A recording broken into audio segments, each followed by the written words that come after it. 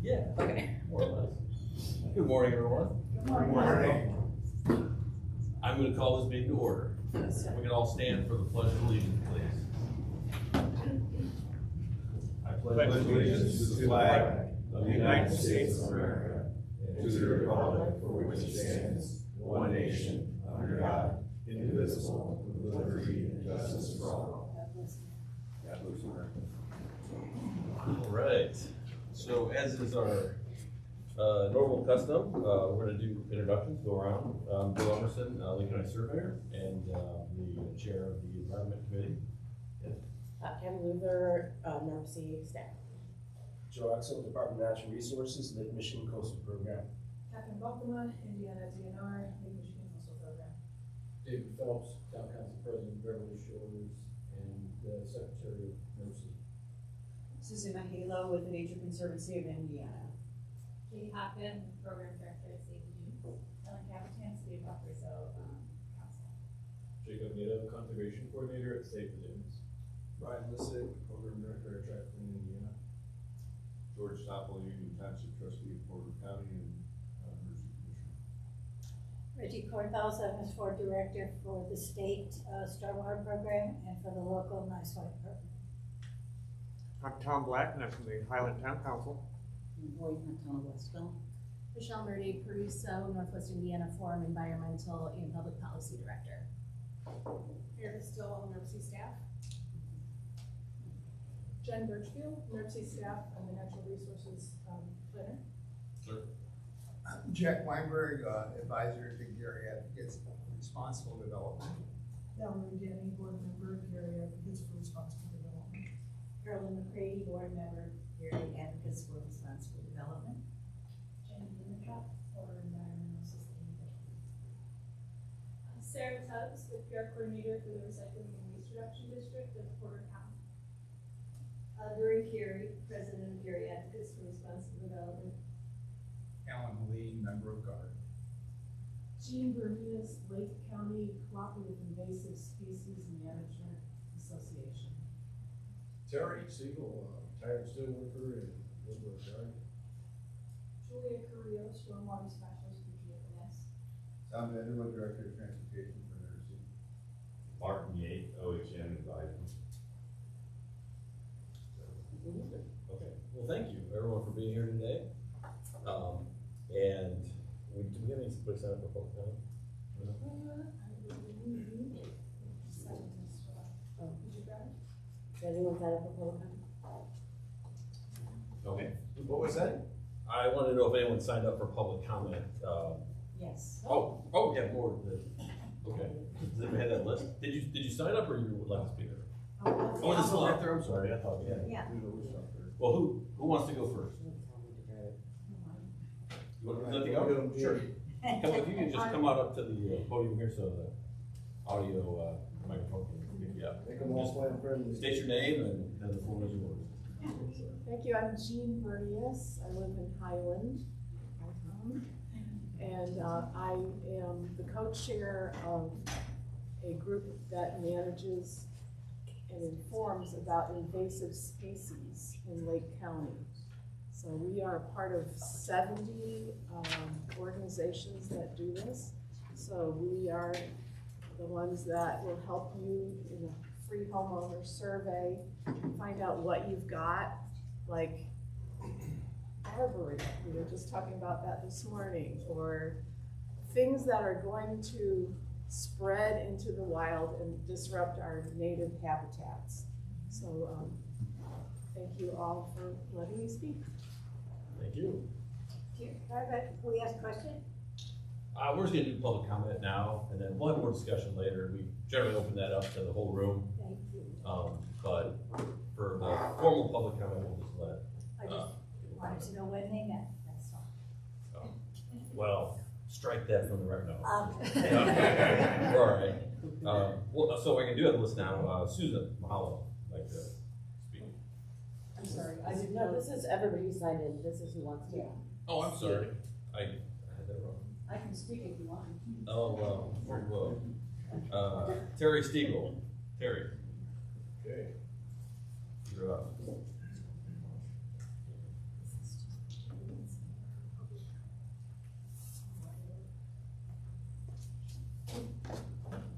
name's Terry Stiegel. I live in Highland, Indiana, retired steelworker, and work with GARD on the Green Steel Project. I feel like I'm a step ahead here where I should be, but anyway, I think this is an important issue.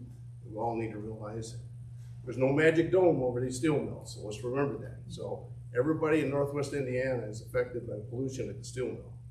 And the only solution we have is changing the technology. And we have an opportunity here that we gotta take a hard look at.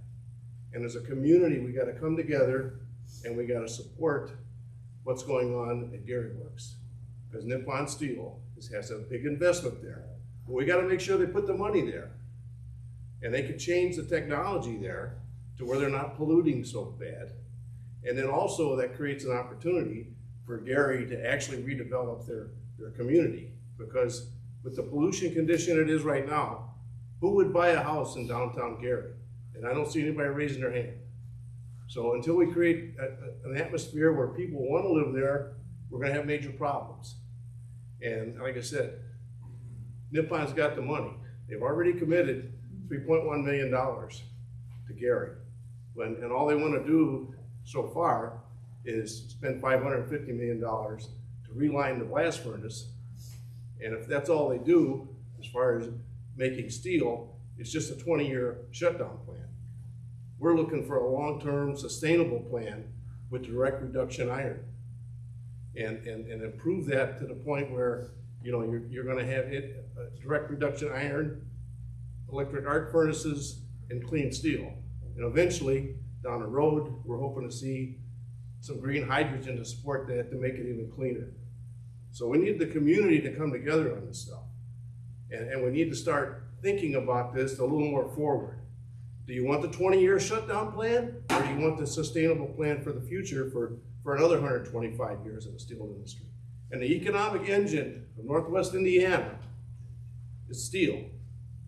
And we gotta start thinking a little different. And that when it comes to NIPSCO too, who's the priority? The steel industry or data centers? The data centers don't have a lot of jobs. The steel industry's got thousands of jobs. So if you don't, if you want to ignore this and not do anything about it, you're going to have a steel skeleton on that lakefront there where U.S. Steel is. 4,000 acres of a steel skeleton. We don't want that.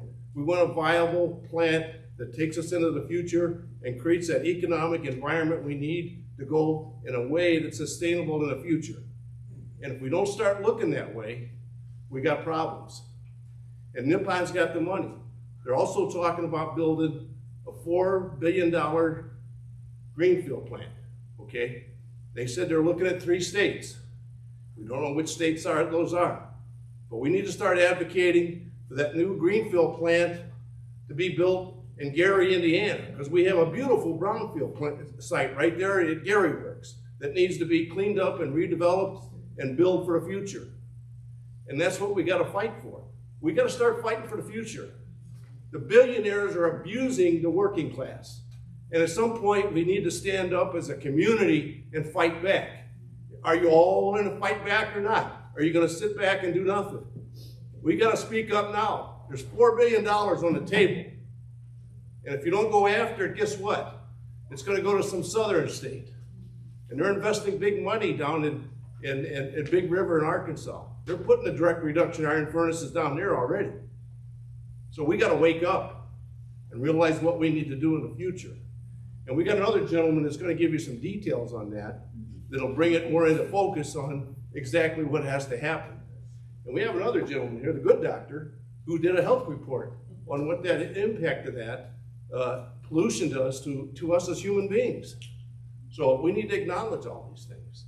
So I'll close with that, and there's some people that know more about this than me that'll come up and give you some better information. I doubt it, Terry. Thank you. All right, Carolyn McCready. Hello, everybody. Good morning. I hate it when I have to follow Terry. My name is Carolyn McCready, and I live in Gary, Indiana. I'm a retired school teacher. I taught high school for 20 years, and right now I'm an environmental activist, founding member of GARD.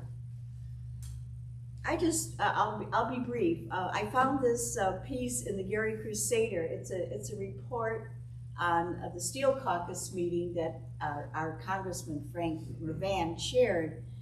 And it says here, and I'm going to just read to you, in his opening statement, Mervan noted that Indiana accounts for more than a quarter of the nation's steel production and directly employs about 28,000 steel workers.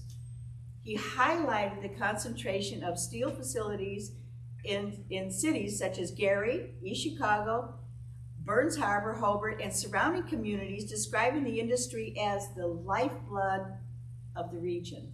I think we know that. I think, like Terry said, we have to start acting as if we know that. What I thought interesting, what was very interesting about this Steel Caucus Committee was that industry executives were there, and this is what they said. Industry executives also pointed to ongoing investment across the Midwest and the country. Representatives from Nucor, Cleveland Cliffs, Steel Dynamics, Atcor, and other companies detailed billions of dollars in capital spending on new mills, modernized facilities. Modernized means the new technology, getting rid of the blast furnace, and advanced manufacturing technologies. Several of those investments directly affect Northwest Indiana, including expanded steel pipe and tube manufacturing in Hobart and coordinated operations tied to renewable energy and infrastructure projects. I know for many of us this sounds like really good news.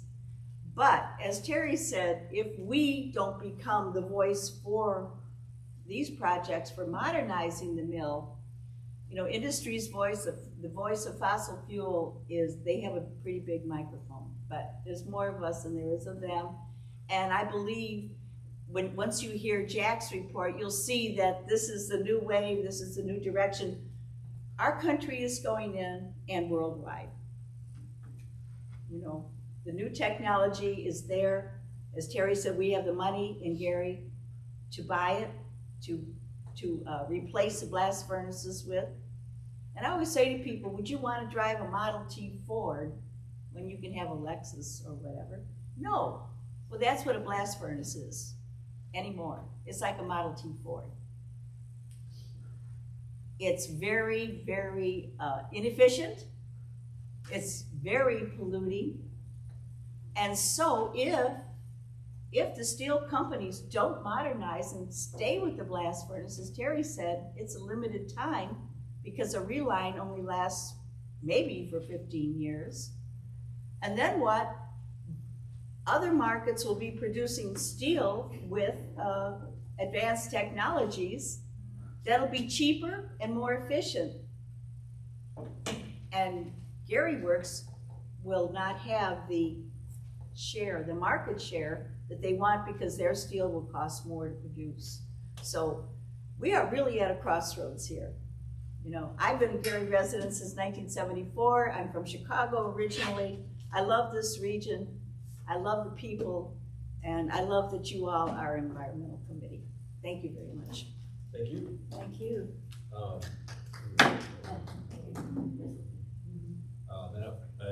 Doreen Carey, come on up. I should note that our rules limit to 2 to 3 minutes. So I'll start my timer.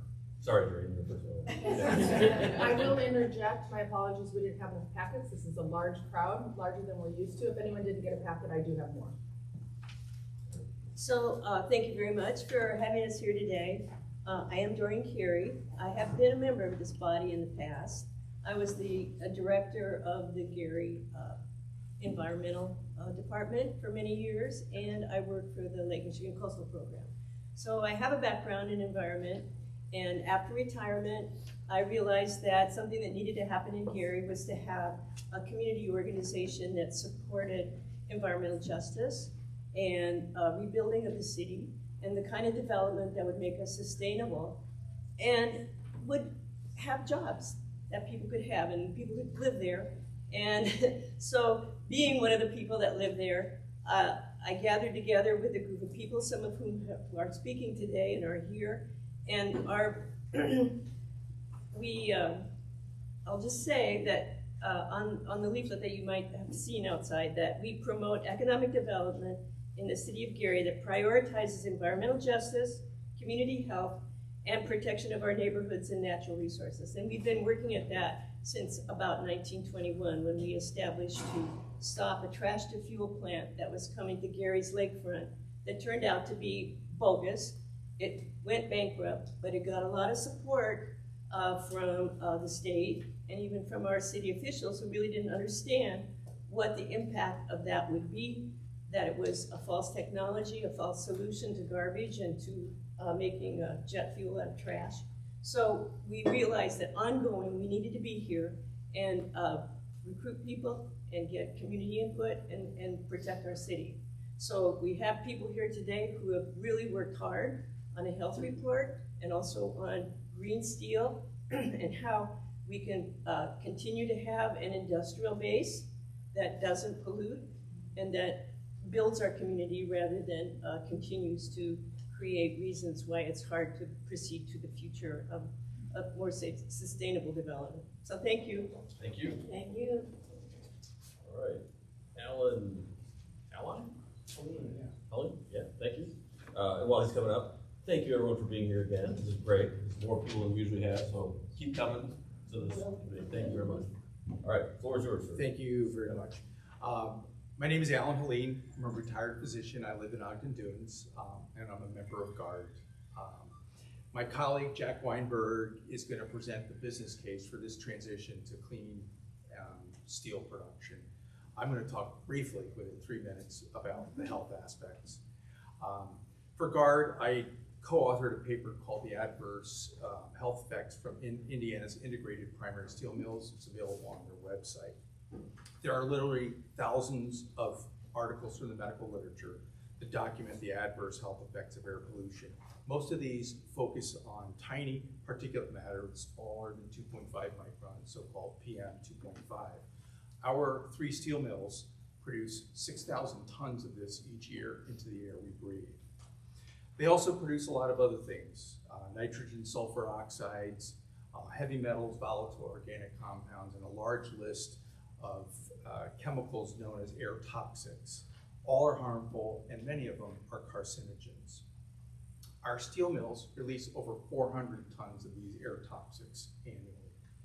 Many of these pollutants are absorbed in the lungs, spread throughout the body, trigger inflammation, and can damage DNA. In addition to the well-known respiratory and cardiovascular side effects of air pollution, PM 2.5 is linked to Alzheimer's disease, autism, Parkinson's, multiple sclerosis, autoimmune diseases, rheumatoid arthritis, lupus, adverse maternal fetal health outcomes. According to the EPA, if you live near a steel mill, your risk of cancer is 12% higher compared to the national average. And if you live near a coke plant, as I do, Burns Harbor, my risk of cancer is 26% higher compared to the national average. PM 2.5 is linked to cancers of the lung, head and neck, breast, endometrium, ovary, colon, pancreas, thyroid, prostate, brain, and leukemia. Now, skeptics will tell you that pollutants are all within EPA limits and safe, but this is not the case. Recent studies suggest that harmful effects of air pollution occur at levels previously deemed to be safe. In terms of compliance, Lake and Porter County have been non-compliant or in non-attainment for nitrogen oxide levels for much of the past 5 years. This past year, implementation of the 2024 NESHAP, the National Emissions Standards for Hazardous Air Pollutants rules, for coke plants that would have limited fugitive emissions and set up fence line monitoring was to go into effect.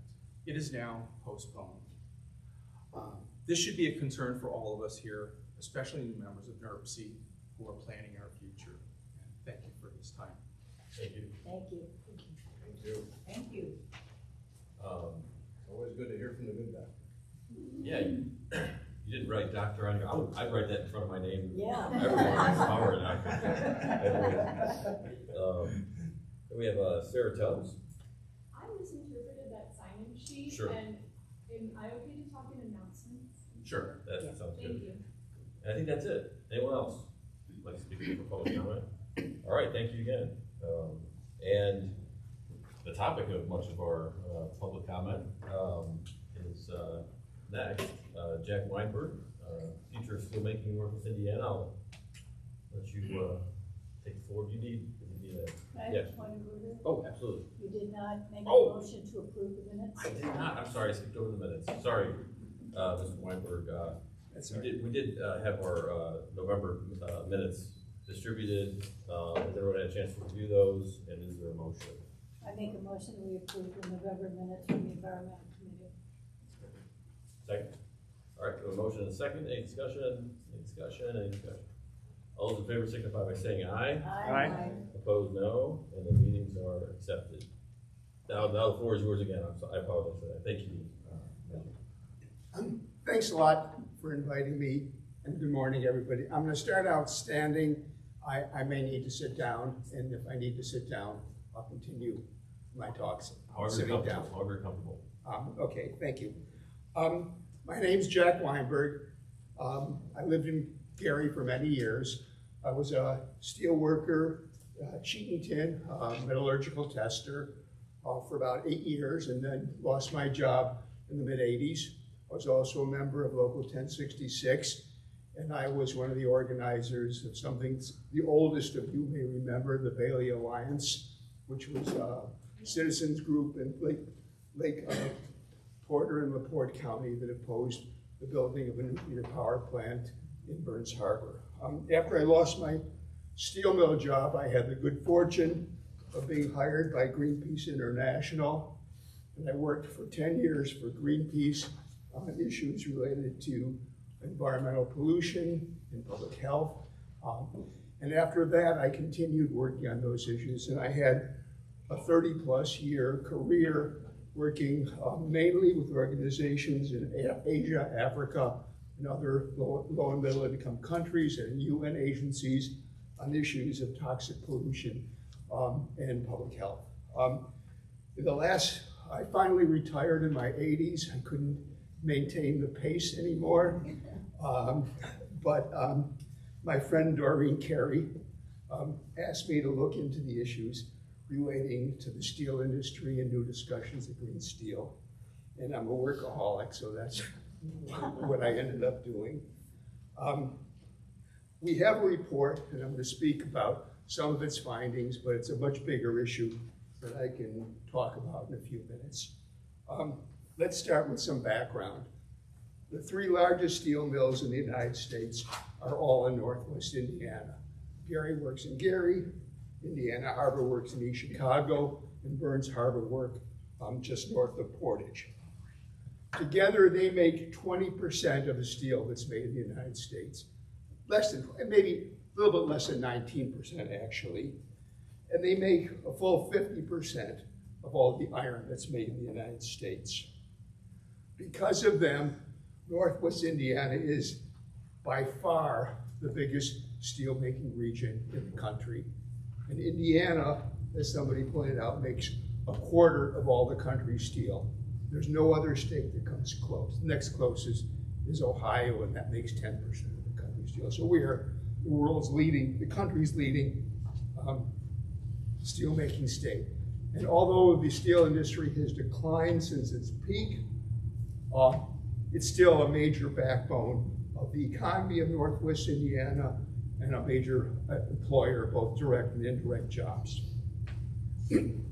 I'll talk about this later, but it's important to note, I'll say it now because it's part of the background.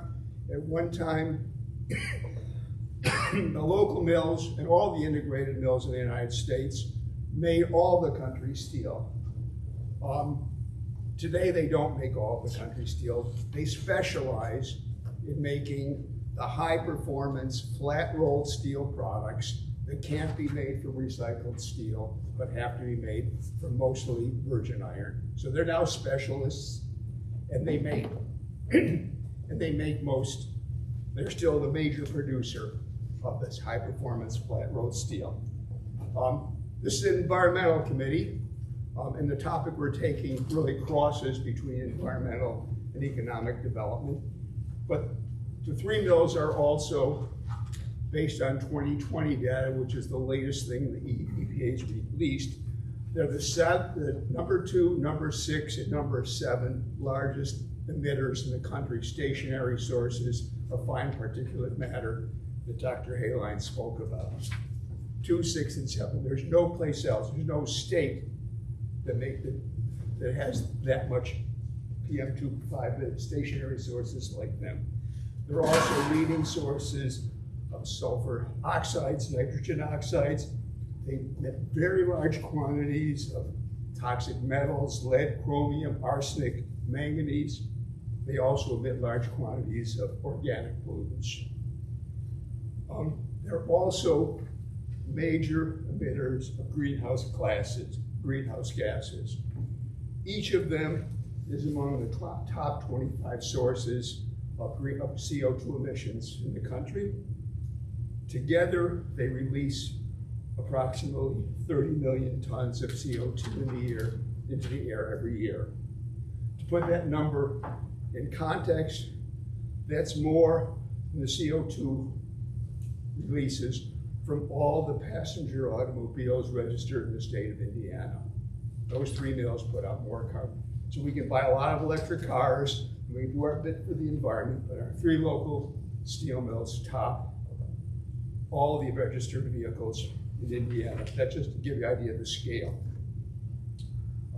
GARD has just released a report.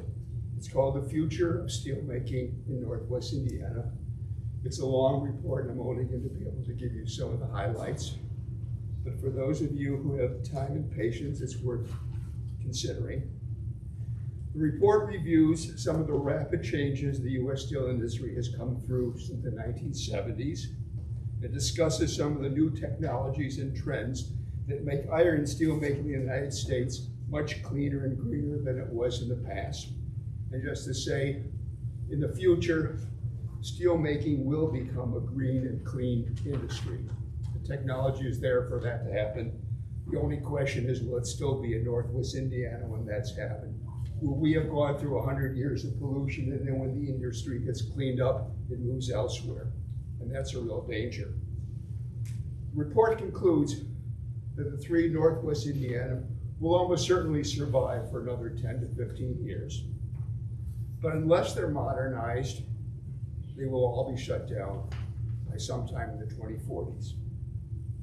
The report also concludes that the modernization must include the replacement of their blast furnaces they currently make, use for making iron from iron ore, and replace them with the new direct reduction furnaces that is the iron making of the future.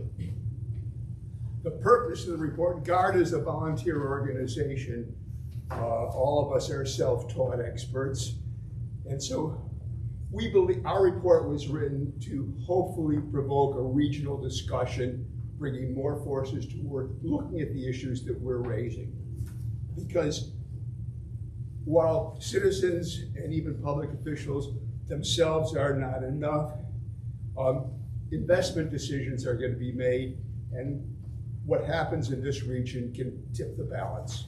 If close decisions need to be made, we can help tip the balance, and that's what we're here to do. I don't think it's at all assured that they will survive, but if they will survive, I think it will require advocacy from this region for that to happen. Let me say a little bit about direct reduction. Again, keeping it brief. Right now, the pollution from the steel mills comes most of it from the blast furnaces, from the coke ovens and the sinter plants that feed the blast furnaces, and from burning of the coke oven gas to run other processes in the mill. So most of the pollution comes from the way iron is made in Northwest Indiana. There's a new iron making technology. It's actually not new. I mean, direct reduction, and people tell me to keep out of the weeds. I'll try to do. We're the nerds of the environmental community. We like this. Direct reduction is actually, in some ways, an older technology than blast furnaces. But there's new modern, and that's an interesting conversation which we won't have now. but there's new modern direct reduction technology. And it can run using natural gas, both as its fuel and to produce the reducing agents, or it can run using hydrogen as its energy source and to produce the reducing agency. If it runs using natural gas, it reduces the carbon dioxide emissions by about a half and reduces the toxic emissions by more than that. If it runs using green hydrogen, that is hydrogen produced with solar electricity, can pretty much eliminate the carbon dioxide emissions and can reduce the toxic emissions much further. So it's there. And I'll say a little bit more about its take-up, but let me go a little bit about some history. As recently as 1970, nearly all the country's steel was made in integrated iron and steel mills like the ones we have in Northwest Indiana.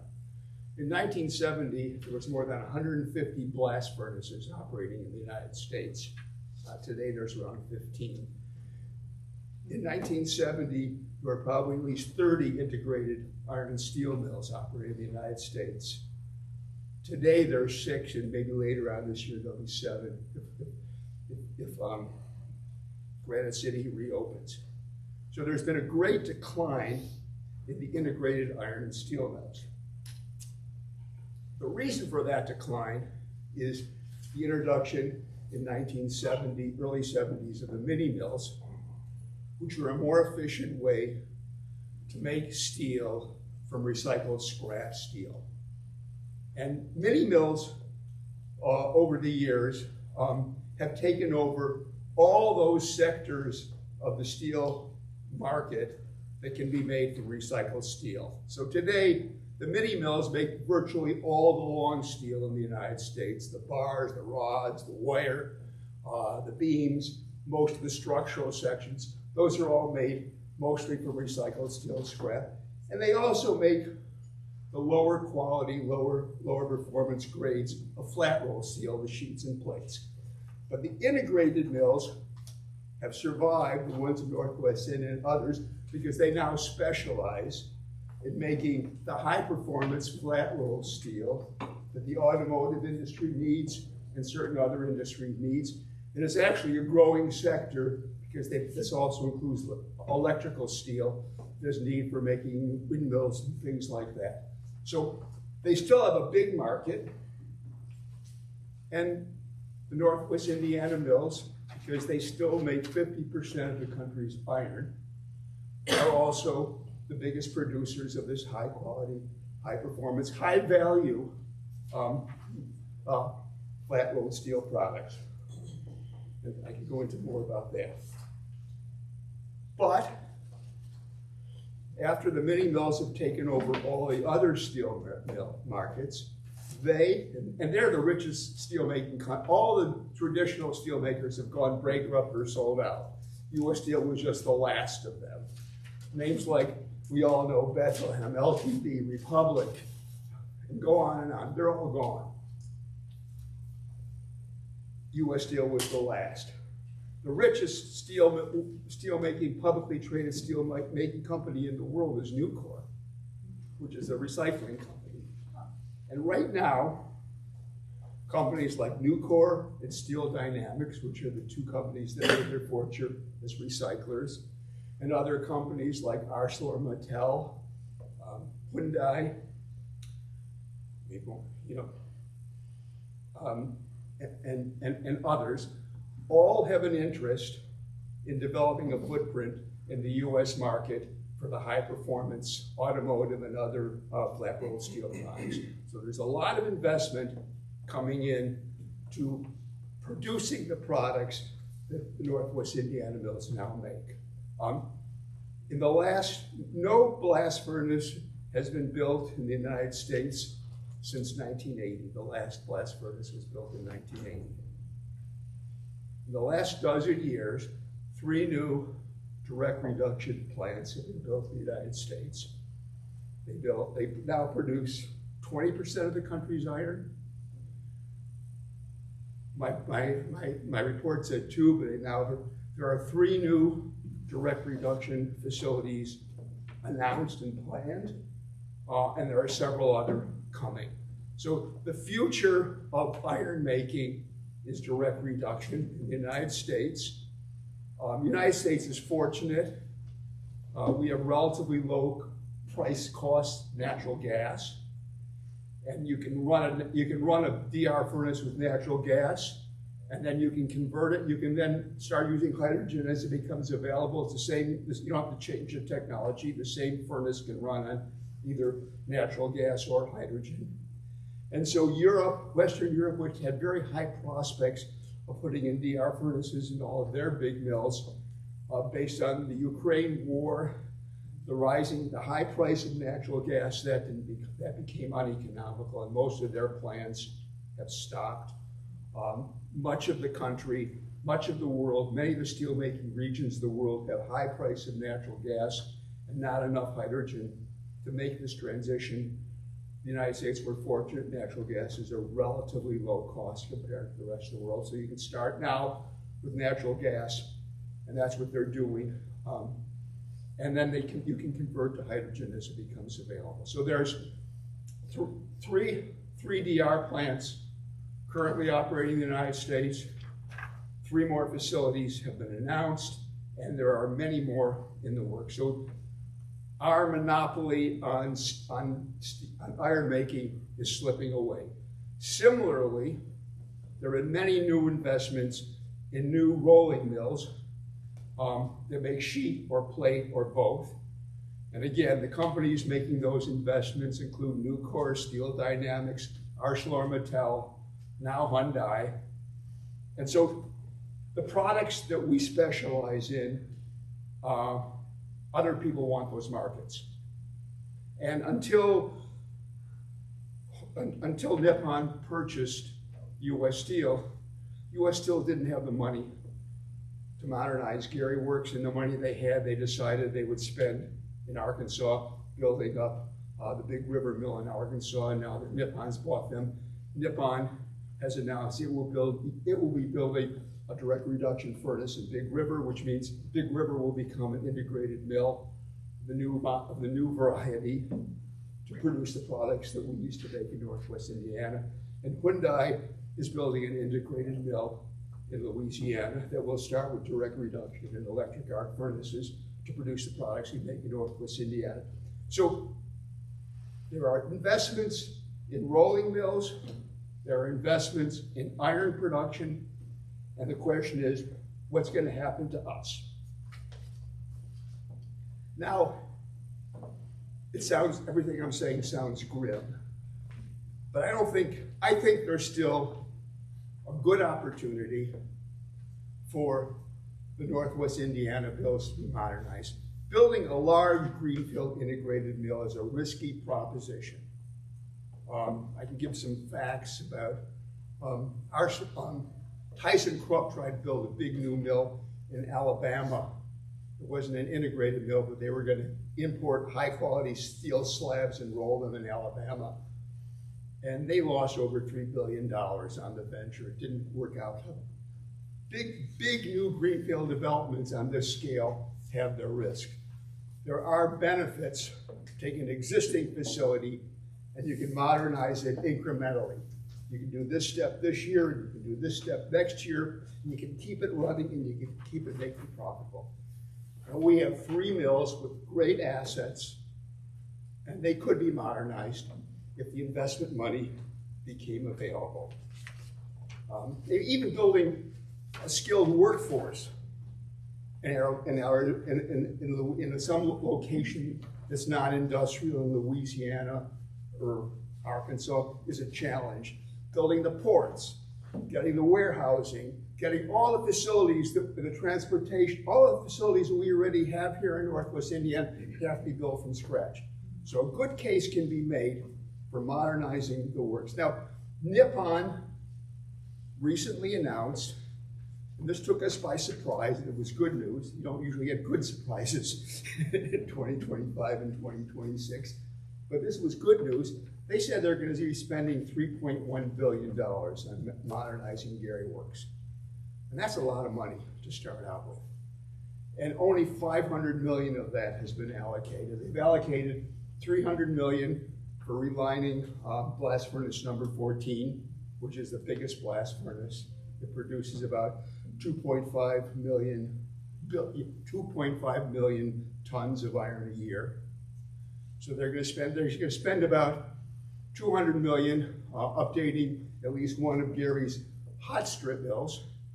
And that's important because the new steel product of the future is this advanced high-strength steel, and they need to change some of the rolling capacity to produce the advanced high-strength steel that the automobile industry now wants, because it's thinner, it's strong, so they can make thinner and lighter for electrical vehicles and others. Lighter steel is important. So they've invested in that. And that leaves like $2.5 billion unaccounted for. The best estimates that we've received, and they were from an engineering firm, but they're just estimates because there's a lot of things we don't know, is Nippon could replace, Gary has 4 blast furnaces now. BF14 is the biggest. There's 3 others, 2, 4, I might have the numbers wrong, 2, 4, and 6, I think they are. They were all built before or during World War I. That's how old they are. The newest of them was built in 1917. The oldest was built in 1909. They're very old. Nippon could spend less than $2 billion to build a new DR furnace at Gary Works that would replace those 3 old blast furnaces. That's not enough because the DR furnaces makes iron in a little different form than a blast furnace makes iron. But that money would also be enough then to convert that iron into steel and to feed that steel. There'd be other technological investments needed to convert that iron into steel and then to feed the steel into its existing slab casters. And I'd be happy to talk.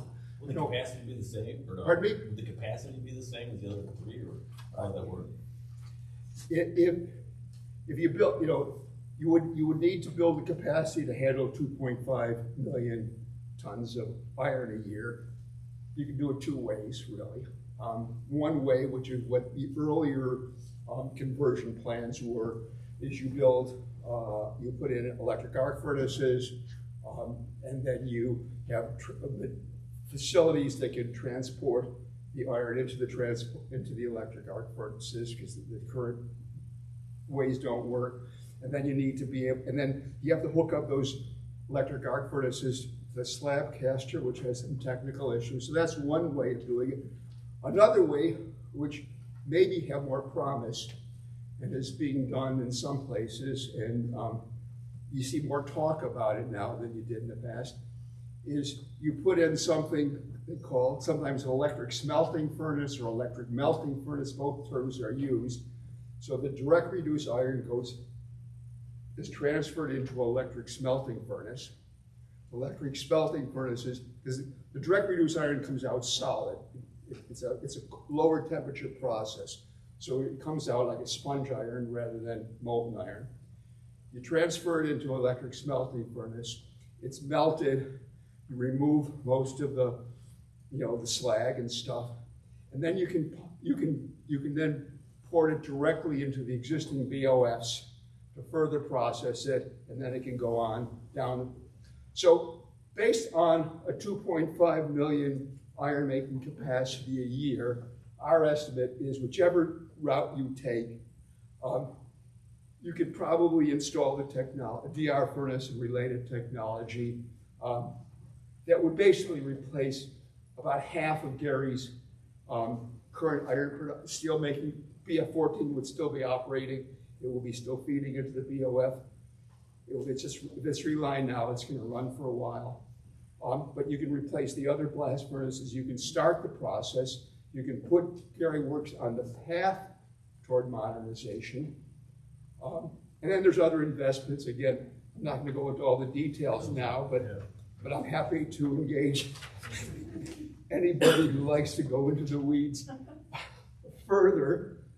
But in any case, Gary Works, that's a real prospect. Cleveland Cliffs is a bit more of a problem. They currently lack the capital or the credit to make investments of this scale. On the other hand, the large Japanese steelmaker POSCO, Korea, I'm sorry, I misspoke it, thank you. The large, they operate integrated mills in Korea, each of which is bigger than all three of the Northwest Indiana mills combined. They operate huge integrated mills in Korea. They've developed a brand new direct reduction technology. They are now investing in Western Australia to develop major direct reduced iron for export from Australia, with solar energy and the whole 9 yards. And they've also entered into discussions with Cleveland Cliffs. Cleveland Cliffs announced, and they jointly announced, exploratory discussions, but the information we have is they too are seriously interested in the US market for automotive and high performance flat rolled steel products. So if that partnership materializes, they could be a partner for Cleveland Cliffs. I'm going to end here. I could go on and on. This is a big topic. You know, we've done what we can, searching the web and using artificial intelligence and using every other tool available to people who don't have access to all the really important journals behind paywalls. We really encourage leaders of this region to take an interest, to join, to fund the research, to begin the discussion, to take this issue beyond the environmental committee to the economic development people, to NERC as a whole. I think that the time is limited, but there's still the opportunity to fight for and hopefully win the future of steelmaking in Northwest Indiana and the prospect of a green, clean steel industry located right here. That will make Northwest Indiana a much better place to live. It will eliminate the pollution, and it will also help revitalize the city of Gary. Thank you all so much. Thank you. Thank you. If you want to have a seat, that's fine too. We may have questions. I have one. I'll take as many questions as people have time for. I mean, I've researched this, probably not as much as you guys, but the cost per ton then, what would that be? You know, using coal versus natural gas, that would be the...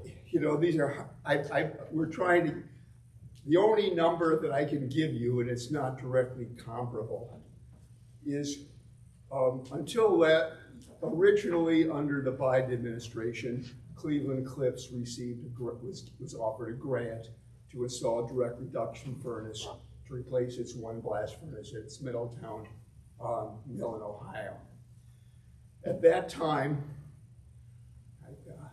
I think I'll get the numbers right, but I'll be close. You may not know what I'm talking about, generally. At that time, Cliffs said that the cost savings in replacing the blast furnaces with direct reduced iron would translate into $150 per ton of steel produced in Middletown.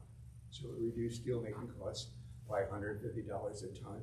They also gave some numbers that are less speculative, because Cleveland Cliffs operates a direct reduction plant in Toledo, where they actually produce. They built it before they acquired the integrated mills, and they're now looking to get rid of it because they don't want to supply their competitors. But they have a direct reduction plant in Toledo, and they also have shared publicly with their cost per ton of producing iron at that plant. It's quite a bit less. But these things are very specific. The price of natural gas has gone up lately. There are other, there are issues about, can NIPSCO supply it? How long will it take? There are many other issues we can't go into here about the next phases of the transition. Although, the transition can occur, but it will probably take 10 or 15 years to go through all the steps that you would need to actually get to a green steel mill. But the best estimate we have is, if you take aside the capital costs, because they're amortized over time, if you set aside the capital costs, making iron by direct reduction, it's at a lower temperature, doesn't require coke ovens or coke making, is less costly with natural gas. And as green hydrogen, as more solar and wind comes online, installing electrolyzers and making green hydrogen, it can become ultimately even less costly. Making steel with blast furnaces in rich countries is going to end. And I haven't talked about the fact, and I'll end here, I haven't even talked about the fact that under the Biden administration, there was a clear plan to phase out coal burning technology like blast furnaces, and a clear strategy for how you replace them with electrification and other things as needed. Any corporate executive making billion-dollar investments who assumes that the current atmosphere of climate denial in the United States is going to perpetuate for the next 15 years is fooling themselves. It's unlikely to happen. There are already, in the European Union, they've developed border adjustment mechanisms to give preference to the CO2 emissions evaded in steel. All the steel companies are talking about preferential hiring for lower carbon footprint steel. The trend away from CO2 emissions is going to continue whatever this administration does. And any company that continues building their future on blast furnaces is open for a very rude awakening. Because as we learned in the last 2 years, change can happen fast in America, and we can snap back. And those blast furnaces may need to be shut down faster than anybody planned. Thank you. Thank you very much for your time. Thank you. And your knowledge, I appreciate it. Pardon me? And your knowledge, thank you very much. Thank you. Yes. Could I just note that there's a flyer out there, GARD is on the front, just a description, but on the back, there's some QR codes for this report that Jack was talking about, also for Dr. Haline's report.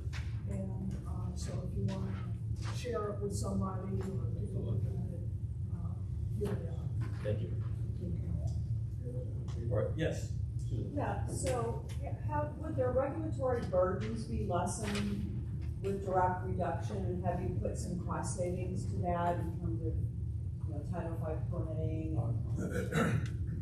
I think people around this table know more about regulatory burden than I do. But yeah, that is, the steel mills keep on saying that they're meeting everything. But when in 2024, when the EPA established not just for coke ovens but also for integrated iron and steel mills, a new NESHAP that addressed emission sources that were previously unregulated and unmeasured. That is, they call them fugitive and intermittent releases of particulate emissions. That would have substantially reduced. They were inadequate, but that would have reduced the emissions. U.S. Steel, Cleveland Cliffs, the American Iron and Steel Institute said they're unnecessary and they're prohibitively expensive. Because if you actually look at them, they were very modest and not very costly. EPA estimated a couple, in millions, not billions, the total cost for all. So even though they don't conform, there's a huge regulatory burden associated with the current iron and steel making. It's one of the dirtiest industries in the country. If you turn to cleaner technology, it stands to reason the regulatory burden will be much lower.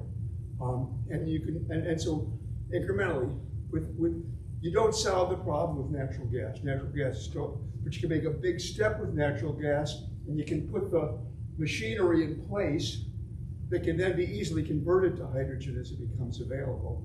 And the steel industry also has big footprint. They can develop solar and wind capacity right on U.S. Steel's footprint.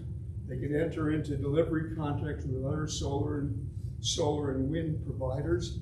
They can install electrolyzers on plant. They can move. And you don't have to go just one step. If you have some hydrogen, green hydrogen, you can just substitute the green hydrogen for the natural gas and run a mixture of the two until you're ready to fully replace it. So the regulatory burden would be lower and the cost would become increasingly lower. All right, you're finally dismissed.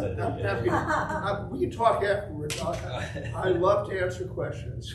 All right, thank you so much. All right, moving on.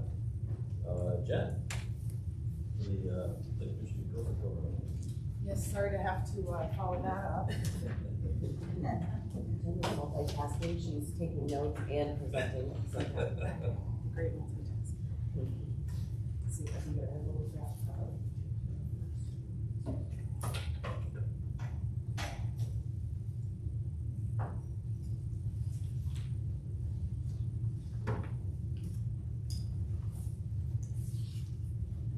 Did it turn? Yes. Okay, if this isn't easy to get back going, then I'll just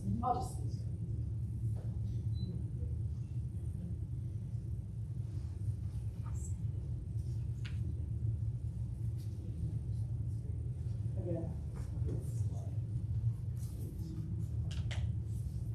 Bear with me for just a moment.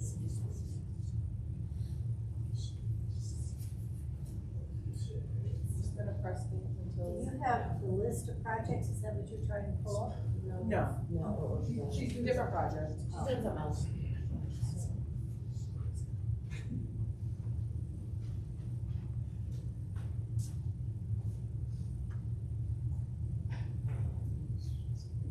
Here to the rescue.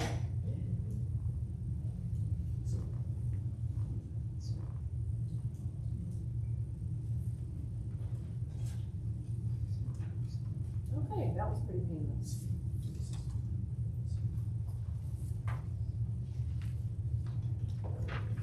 Well, thank you again to our first presenter. That was very informative. I just have a couple of slides for you to update you on a project that NERC is working on in partnership with Save the Dunes and the Lake Michigan Coastal Program. We have received funding from the Lake Michigan Coastal Program, as has Save the Dunes, to provide natural resource grant readiness assistance. Let's see. So we are available through this funding to assist municipalities and non-governmental organizations in developing sound grant proposals. Oh, I meant to introduce the project partners as well. Kathy has already introduced herself. You all know Kathy. I'd like to invite Save the Dunes staff to introduce themselves. They're also on the project team. Hi again, everyone. I'm Jacob. I'm the conservation coordinator at Save the Dunes. And of course, Catherine with Lake Michigan's Coastal Program. So we are available to help develop project ideas, review drafts, support mapping, build new partnership connections, and more. We cannot actually write a grant for you. However, we can provide all kinds of assistance to get you kind of grant ready and help you with some of those more technical things as well. The project team has extensive experience navigating the full grant application and reporting process across federal, state, and private funding sources. Projects that improve natural resources and resiliency in Northwest Indiana. That is the entirety for this grant of Lake, Porter, and LaPorte counties, the entirety of those counties. I know some of us are used to our projects that are, oh, it's snowing. Sorry. Squirrel. That's gonna make the minutes. Many, I'm writing them, so don't. Oftentimes, many of our grant programs are limited to the Great Lakes basin, to basically the northern half, the Lake Michigan watershed of these three counties. This funding is actually available to provide support throughout the entirety of the three counties. Funding was provided by numbers. You can read that at the bottom if you're interested. So we just have some project examples for you of different project types. So these are really the Lake Michigan Coastal Program. If you're familiar with their grants, it's going to mirror the types of things that they can fund through their program. We can help you to develop grant materials for restoration of natural areas such as wetlands, prairies, or forests. Projects to increase shoreline resiliency if you're a shoreline community. Public access creation or improvement. Land acquisition for conservation. Green stormwater infrastructure. Natural or cultural resource related placemaking or community beautification. And planning in support of conservation and resiliency. And we just have a few photo examples there. You can see I'm looking at on the left there. That's an example of a community organization, a local school planting trees and maintaining them. In the center, we do have an example of a green stormwater and public access project that was installed in the town of Porter, where they sort of put permeable pavement for a path down to a lake, as well as that being a trail to provide public access. We have the restoration at Jorce Park Beach in East Chicago. And then at the top corner, that is the Indigenous Cultural Trail at the Indiana Dunes Visitor Center. They have a plethora of green infrastructure at that site and have done some expansions to make cultural and interpretive and public access improvements. So those aren't anything we're directly involved with through this, but just to give you kind of some examples of the types of things that may be eligible for assistance. How to request assistance. I'll close my screen here and actually open some of these tabs. You can always contact me. I'm your main contact for this, and I'll connect us to the rest of the project team. So there is my contact information if you don't already have it, jbirchfield@nerpc.org. We have developed a brief project intake form. I have a screenshot here just in case I'm ever in a place where the internet is not cooperating.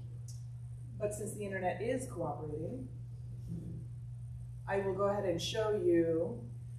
So this is the website. Oh, it didn't switch. I didn't stop sharing.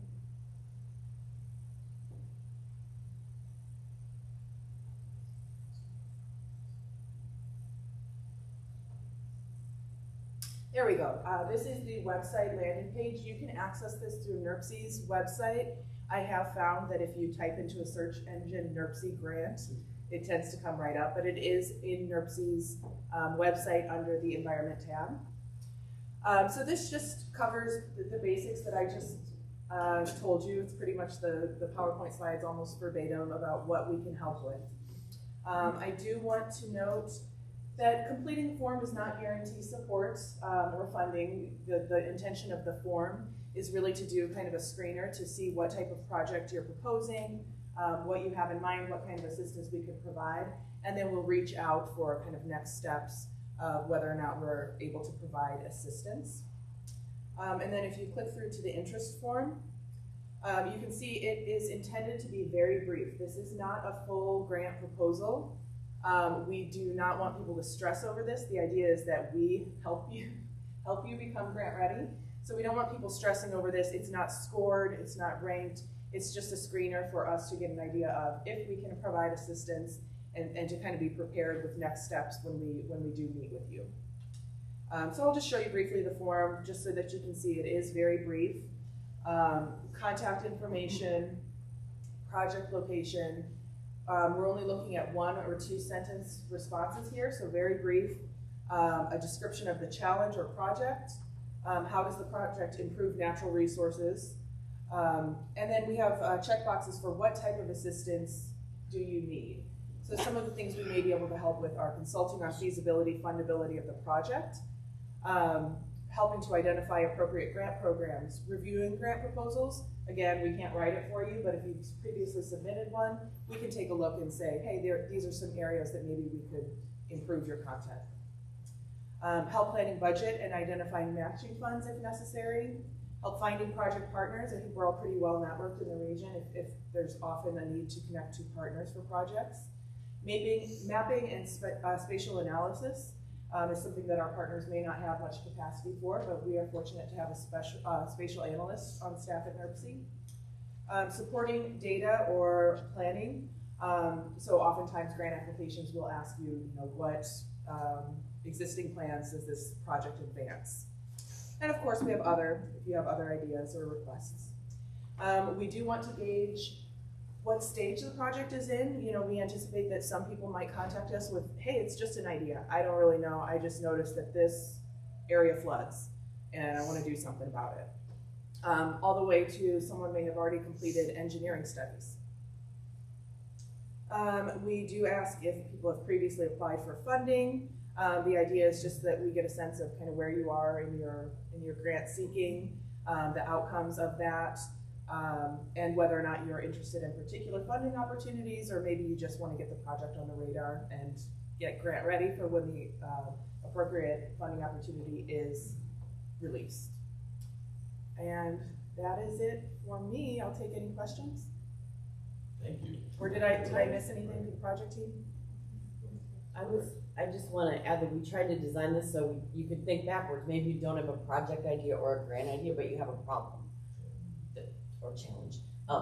And maybe, you know, just we can help you think of a fundable solution or a green solution to the problem, and that's kind of, and we can also help, like, say you put in a pre-proposal for a coastal grant, and you have a lot more to add. We can provide support to your coastal grant application. We can provide support. Or we, like, some communities in Lake County are eligible for disaster relief from EDA, and we could put some effort into that. Pretty much, we have a lot of flexibility from DNR in what we can help with if it ties back somehow to, you know, the world or outside.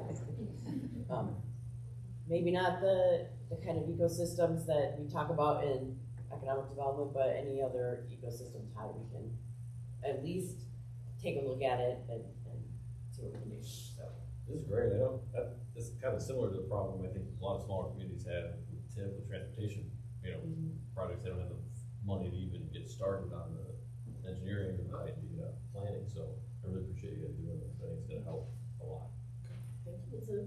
It's a huge help for the communities that submitted grant applications to the coastal board, and if there was something they wanted to do and they came to you and got help to get a decent proposal put together. So it's a good thing you're doing. And it is the first time we've had this kind of support available outside of Lake Michigan Basin too. So like looking at, well, we could do the historic Lake Michigan Basin either, but a lot of the smaller communities, maybe not in the Lake Michigan Basin, or not even thought of anything they could do for coastal. But and also it doesn't have to be a federal grant. It could be a foundation grant or some other thing you've heard of. So, all right, thank you. Yes, I think there's an issue maybe you might want to get involved in. And I don't know if anybody in there remembers the old state line generating plant. Okay, well, they tore it down. So there's about 77 acres over there, and some of it still has some infrastructure from the ComEd, and they're putting some data centers over there. But that's also lakefront property that needs to be some green space put over there. And it needs to be accessed for the public, because actually that's lake bed property, because that was filled in back in 1925. So, you know, it kind of falls on that public trust doctrine. So, you know, that's our property. So we're working to try and get some lakefront access over there with the native plants and tree canopies, and right on the lakefront. Not on the backside where they got the bike path next to the railroad, and they, you know, make a scenic nature area over there that's good for the community, and enhance that. And also it's an opportunity, especially in this day and age where we have these data centers coming in, and they could care less about the community. The billionaires just want to plant their boxes down. Well, you know, at some point we got to demand that we find a way to coexist. So this is where we're going to start demanding that we put the green space around these data centers also, that make sure that we take care of our migratory pathways and all of our ecosystems that support our daily lives. You know, I mean, those bees and butterflies, I mean, they help us eat. You know, they do their job. You know, and if we run them off, you know, we might not be eating too good. Yeah, thank you for that. I'll definitely make note. I know that many of our partners are aware. We've heard of this project in some conservation groups that we attend. So Save the Dunes, I think you guys are aware of this project probably. So I'll definitely make note of that. Yeah, I think this is, and it's a great project. I mean, it can really turn into something where you take where industry and nature kind of come together. And adjacent to it is actually a bird sanctuary. Okay. I'll make note of it. Yeah. Thank you, sir. All right, thank you. And, are you gonna handle the I believe Kathy was going to. No. Okay. Yeah, I just wanted to, we've tried different iterations of to find some metrics of what we do in our department, to report back. NERC is required to do an annual report. Where's the right packet? Oh, so this report is in the packet. I'm really interested in feedback on it because it's the first time I've tried this kind of format with going backwards to it. Kind of what do we do in a year and how are we funded and what are we trying to do? Because in the past, our state enabling legislation tells us to provide a forum to facilitate regional environmental improvements.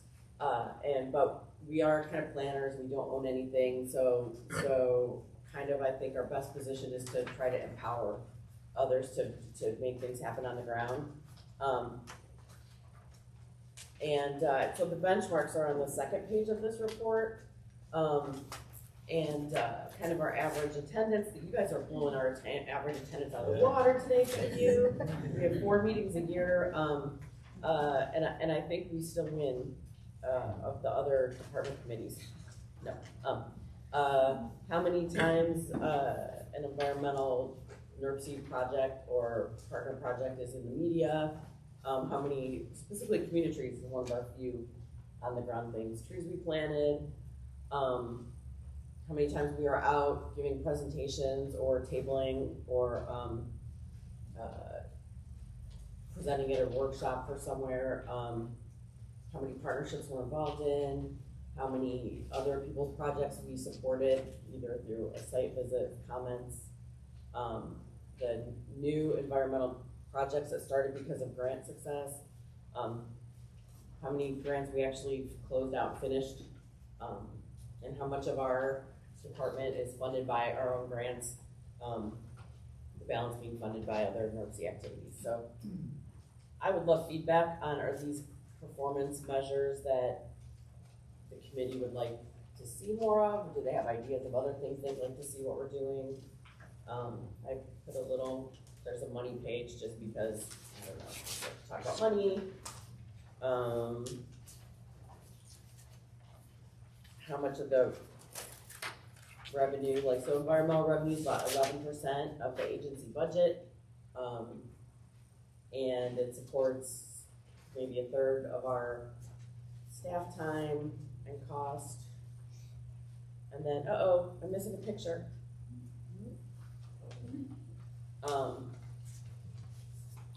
And then I just go over kind of our most active programs, the air quality, public education, and green fleets, brownfield efforts, community Is this trees. available online? Not yet. Okay. I was kind of hoping if I had any feedback, and obviously this is slightly drafty as I give it to you, because I hope to share it with the commission in their Okay, meeting as in a the couple first weeks. feedback from an educator, put it in, get it out of the landscape format and put it in regular format. This is hard to go through. Yes, because I use PowerPoint for my desktop publishing Oh, software, because I don't know how to use any of it. But okay, that's good feedback. This is better. Hmm? This is better. Oh. You like the landscape? Vote for portrait. All right. Is there a motion? No. Do that. No, I think this is great. And This I will sounds, also entertain other things. Joseph, you have a? Yeah, since you've got geospatial capabilities and it could be like a living document and all that stuff, Yeah. consider doing it as like a story map where you can include like geospatial like maps, videos, pictures, Good and idea. like so forth, just to like complement some of the like the hard copy stuff. Mhm. If you're looking to tell like a story instead of just like this, it's just a good medium. Yeah, no, I agree. This is sort of I wanna get, if the concept of this kind of metrics resonates, then I would expand on it. I think that's a good idea. And does this like match up with what's in whatever measurables it is in the Well, so the measurables in the plan tend to be more oriented towards the actual, like on the ground deliverables, and so I was trying to focus this on what we do here. Okay, different audience. It's a different, when people say, what does NERC do? What do you guys do over there? I'm trying to answer that question, at least for us. You would answer that question for the last 20 years, since I was there, you know? Yeah, I know. Look at everything you accomplished, it's incredible. Thanks for putting us together. So, if anybody wants to give me private feedback, that's fine. Does INDOT even have like a GIS mapping of all the projects that they've done? We do. Or ongoing? We do put on a live GIS story map, I think for the TIP projects from the region. I don't think we put INDOT's projects in that. All right. But yeah. Any other thoughts? Where were you? This is really great. It's a nice combination of text with photographs and visual graphs also, so. All right. Next, not on the front of the agenda, but we got Tom Vanderroot.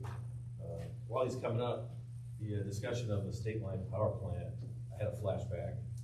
Because I was an intern for the Hammond Department of Environmental Management, and they had a single person elevator that went up those old stacks to do inspections. And it was like my first week on the job. And they stopped it midway out there. Like, Bill, it's broken, you have to climb down. How I made it through that, I didn't have to. They were messing with me. New guy hazing? Yeah, I got hazed pretty bad on that. Yeah. Anyway. No, that was a good, thank you while I'm setting up my slideshow here. That's a memorable trip.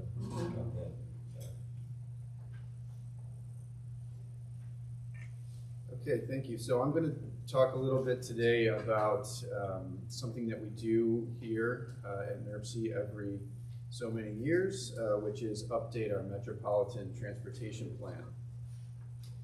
So I gave this presentation to the Transportation Committee. They know a little bit more background perhaps than the Environment Committee on some of our roles at this agency, but one of our designations is that of a Metropolitan Planning Organization. And what that is it's a federal designation that empowers us to develop, basically to conduct what they call the Metropolitan Planning Process, which is what they call the 3C process, continuous, comprehensive, and cooperative. And what that means is that we kind of maintain a long-range plan, a short-range program of projects for the use of transportation funding, federal transportation funding. So as I said, because we are that MPO, we are required to develop a long-range transportation plan. It must have a minimum of a 20-year horizon. So when we call it long-range, that's what we mean. All the, basically the data that we look at, the socioeconomic forecasts that we make, and the projects that we program are all programmed out to a 20-year horizon. So our current plan is called NWI 2050 Plus. That was adopted on July 20 of 2023. The air quality conformity finding for that plan was issued on April 17, 2024. And the reason why I included that point is that that is the milestone that starts the clock for our required 4-year update. So we have to have a newly adopted and updated plan in place by April 17, 2028. We are currently beginning the work to do that. We plan on having an updated document in place by June or July of 2027. So we'll be well ahead of our mandated deadline. So the current plan was adopted on July 2023. As I said, it was developed in response to the Infrastructure Investment and Jobs Act, which was the transportation authorization bill that we're currently under, which currently outlines the policy, the planning emphases that we have to focus on. And there was a bit of a change in that law from previous law. So when I say it was developed to kind of incorporate those IIJA emphases, some of those topics that we covered in detail that we hadn't covered in previous plans were housing. So there's a provision that we look at the intersection of housing, land use, and transportation, as well as a focus on climate and resilience. So those are two new elements that were added that really kind of spurred NERC to do a pretty robust update to the previous plan. So NWI 2050 Plus, as it says here, included quite a bit of outreach. It included what I've been calling deep dives into these various topics. And so now that we have the requirement to update the plan, what we're going to be looking at is what I would call more of a light update. So we won't be doing the deep dives of the 2050 Plus document, but we will be carrying over the vision and major goals of NWI 2050 Plus. We won't be extending the horizon year. So the past two plans have had a horizon year of 2050. We will maintain that horizon year, so we won't be required to do any forecasting beyond 2050. And we'll also maintain the organization of that document. However, what we will be doing is incorporating new data and forecasts, and we will be conducting public and stakeholder outreach with a focus on specific implementation actions, including a new list of regionally significant projects. Those are regionally significant transportation projects. So the planning process will include, I'm just going to read from a memo here, data collection, which it would include reviewing and updating federally required and locally selected performance measures in order to develop a regional profile and benchmark regional performance. There'll be assessment and analysis of data to establish priorities for plan recommendations. There'll be a review, update, and revision of implementation actions. There'll be the updating of socioeconomic forecasts and NERC's travel demand model. Development of a long-range financial plan. So our plan has to be what they call fiscally constrained, meaning we have to identify reasonably expected resources and revenue to fund all the projects that are included in the plan. And then there will be the identification, review, and analysis of those regionally significant projects. And then finally, kind of the capstone of the project is we do air quality conformity analysis to ensure that we're meeting all of our emissions budgets. So throughout the process, here's a kind of a draft timeline that we've been working on. We will be involving the various committees here at NERC. There will not be a separate advisory committee or steering committee for this document. Instead, we'll be using our existing committees. We'll be coordinating with you, with the state DOT and federal partners, other regional stakeholders, and the public, including traditionally underserved populations. So we'll be conducting some analysis of our demographic makeup of the region to ensure that we're coordinating with those, what we call underserved populations. I have on here that this is a draft project timeline, and the primary reason for that is that we are still developing our kind of public outreach plan. So we need to identify events and meetings and various things that we're going to participate in, and so that may adjust some of this plan timeline that you see before you.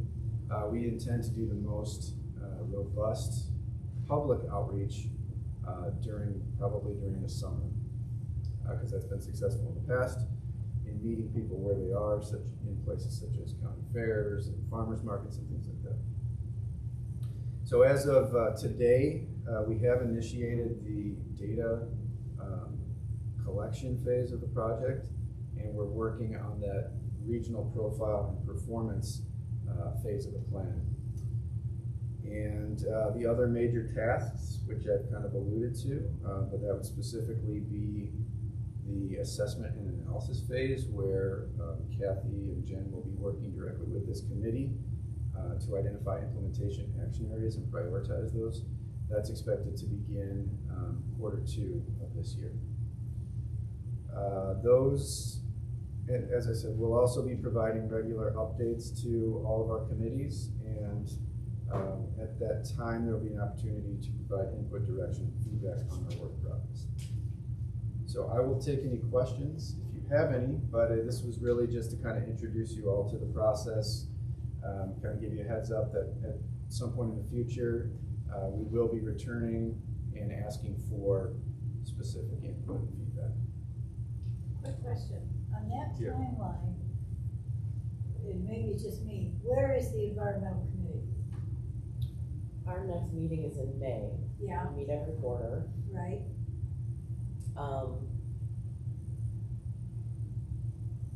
So you will be involved in what, we'll be bringing this back to you at regular increments in all your meetings. And so I would say the first real touch point would be at your next meeting in May during the assessment and analysis phase of the project. I haven't included the detailed public and stakeholder involvement in here. This is really just a general outline of the phases of the plan. Well, what I was looking at is the calendar, and as he moves forward, if we would want to have some type of workshop or partners meeting, we have the months open to do that, to focus on whatever he's doing. I have some ideas about that, but I haven't had a chance to flesh it out. Okay, okay. A lot of the times in the environmental department, we take work we're doing with other partners and try to bring it in. So for example, Coastal Program is also expanding a lot of their habitat mapping and evaluation down to the Kankakee River during this kind of cycle with Purdue has a team working on that. And so I hope we've got a lot of conservation information and plans adopted from the Lake Michigan Basin, and I'm hoping we can extend that. Can we bring in Little Calumet River Basin Commission, possibly, things that they're doing? That's a good idea. I also hope to involve the Sustainable and Environmental Advisory committees of the different communities to see what they have going on and see how that can fit in. So I have some ideas that I'll probably be reaching out to different people to flesh out. One of the reasons I'm asking, Kath, is because from the stormwater perspective, we're gonna go after that large EPA outreach grant, and we're also gonna go after the Eli Lilly grant. So as we do that, I wanna make sure you know that we're doing it, and that it's part of the plan.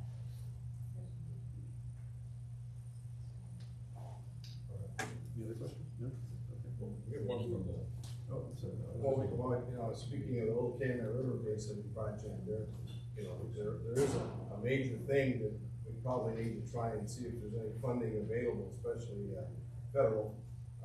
Hammond needs to build another wastewater treatment plant associated with the Little Calumet River there on the south side of Hammond. It also ties into Highland and Griffith. And currently there's 3 consent decrees that are under there too, as far as implementing this. And one of the complaints of Hammond is, hey, I need $300 million. And then it's going to cost Highland, the figure a couple of years back was going to be $70 million, and then Griffith's was around $15 million. So, and I know Highland has already started their portion of it, and we need Hammond to have the funds to complete that, because if you remember last August 17th, 18th, we had a major rainfall, and we also had major overflows into the Grand Canyon and the Little Canyon. I think Hammond ended up dumping some untreated water into the Grand Canyon, around 100 million gallons. So it's something that needs to be tied in with those three communities to assist in getting funds if we can to accomplish the goal there of cleaning our act up. Thank you. That reminds me, there was a bill, I'm trying to find the number, and I haven't checked to see where everything went, but there was a bill with a bunch of commissions to be, kind of sunsetted and the Little River Basin Commission was on that, in that bill. House Bill 1416, I think, is part of it. Yeah, so people might wanna Yeah, look at that, and remember, it's a short session, so this Yeah. is gonna fly through. just something to be aware of if you wanna already. And if I want to walk over on that too, I mean, we spent millions of dollars cleaning up the Grand Canyon River and replanting and everything over there to make it a viable source. And as a kid, I grew up by Columbia Park there, which when I grew up there, it was the bank was like quicksand.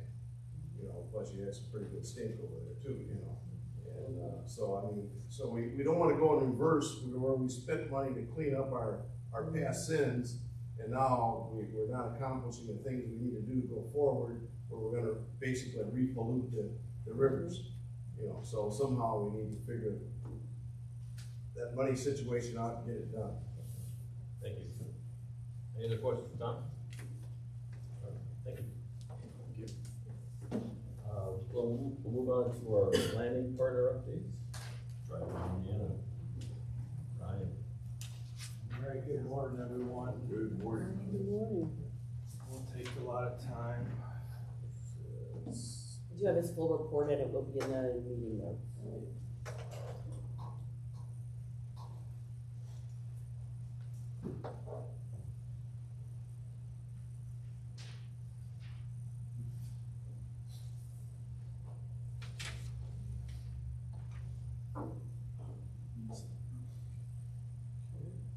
All right, so we do have charging station donations both from Tesla and GM now that are available. So if you're a community that is interested in some level 2 chargers, please reach out. We do have a lot of them spoken for on the Tesla side. There's going to be some upcoming funding with the Indiana Clean Diesel funding program. This is focused on replacing old dirty diesels with new, either both on-road and off-road equipment, and it's focused on compressed natural gas and propane and electric replacements. So stay tuned for that. EECBG funding was recently announced this week. This is $1 million that's available. It's due April 5th, and it's up to $200,000 in federal funds per project. No cost share needed. Project length is 1 year. It's a pretty quick turnaround, but it's focusing on energy planning, energy efficiency audits, and building upgrades, electric transportation and infrastructure, as well as workplace development. The eligible entities are municipalities, so it's not available for private industry, just for information. If you have any questions about it, we were very successful with 5 applications last time around, so please feel free to reach out. We can work on those together. The Lake and Porter County ZEV project, we have multiple communities, about 32 electric vehicles that are being delivered here in the next 90 days. Wow. And there's a list of the communities up there that are going to be taking delivery of these. And then just project updates with the DieselWise funding, City of Wine, propane garbage trucks, and the street sweeper that we applied for them, dynamic metal recycling, clean diesel drayage truck right down the road here. And then GOEVIN funding awards. There's been a couple of changes due to awardees changing their, call it, business structure. And what that means is good news for NERC territory, because we have 2 DC fast charging projects coming to pilot travel centers, one in Gary and one in Hebron. So that is a big deal for this local area. NEVI, National Electric Vehicle Infrastructure Funding. That is up, it should be coming out with an update from INDOT here probably around March. And once again, that's about just under $100 million for DC fast charging stations across the state of Indiana, focused on alternative fuel corridors or major highway systems, including Route 30 and Route 41. The electric vehicle charger reliability accessibility accelerator has been put on pause. The Midwest ZEBI update, we still have surveys open for this. This is transforming how infrastructure along the I-80 corridor from Illinois to Ohio is being planned out, and this is focused on medium duty and heavy duty trucking. One of the community benefits that we're working with is Hanover Community Schools, involving them in paying for about $25,000 worth of funding to pay for an electric go-kart in order to get them involved in the Electric Vehicle Grand Prix.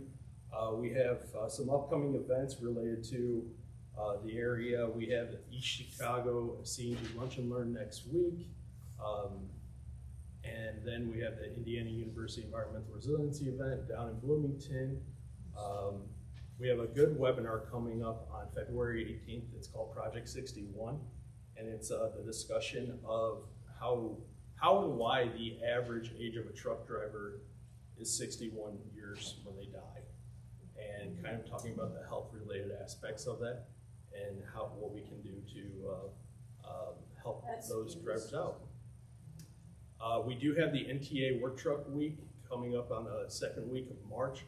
We will be having our stakeholder breakfast. I do have handouts on that, and as well as the grant programs here today with me as well. But please, this is going to be a big event.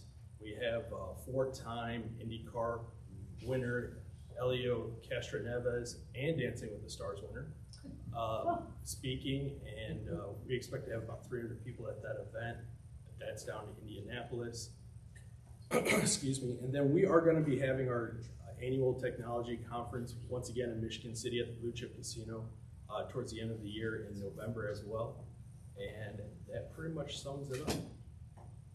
If you want a copy of this, we can run a couple copies after the meeting. Yeah, I have copies. Oh, Brian has copies. Yeah. We have yeah. I saw someone take the picture, so which is hard with the flashing. Yeah, college. I don't know what's Our up with system does not like your computer. Maybe it's my dongle. I don't know. Okay.